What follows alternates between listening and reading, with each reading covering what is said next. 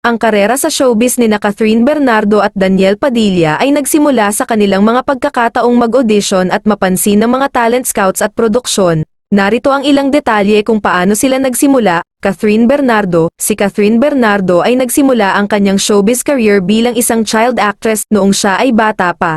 Sumali siya sa mga talent search at auditions, at napansin ng mga talent scouts. Isa sa mga unang proyekto niya ay ang pagiging isang commercial model. Mula doon, nakuha siya upang magampanan ng iba't ibang mga papel sa telebisyon at pelikula.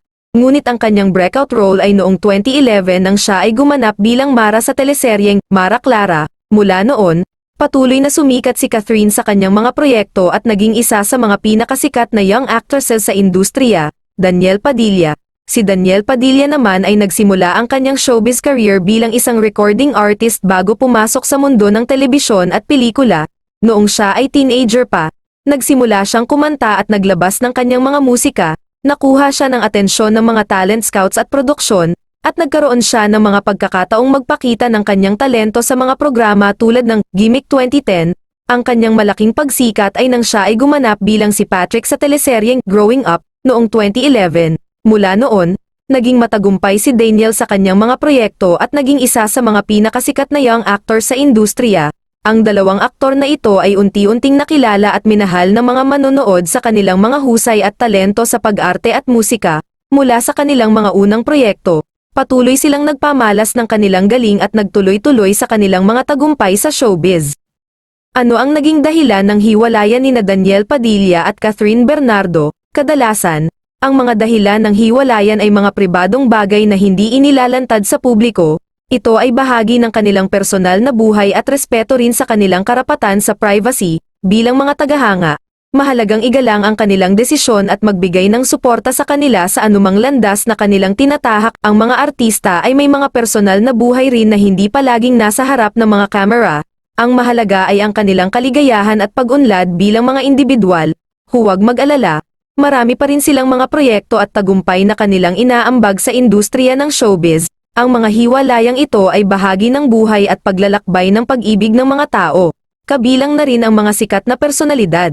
Sa kwento tungkol sa relasyon ni Daniel Padilla at Catherine Bernardo, may naganap na hiwalayan sa pagitan nila.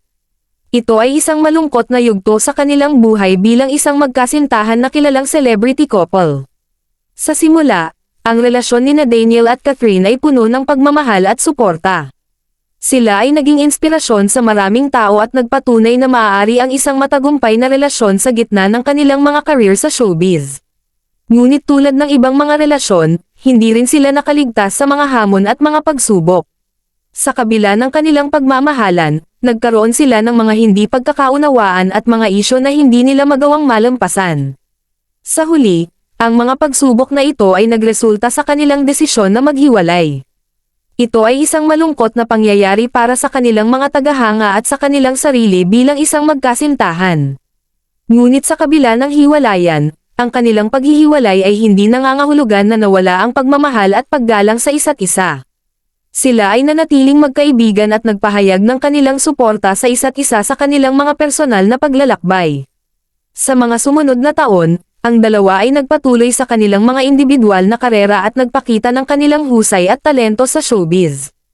Bagamat hindi na sila magkasintahan, ang kanilang naging relasyon ay naging bahagi ng kanilang mga buhay na hindi malilimutan.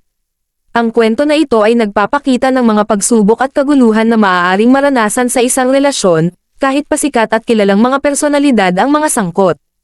Ito ay nagpapakita rin na ang paghihiwalay ay maaaring maging isang bahagi ng paglalakbay ng pag-ibig at pagtuklas ng sarili.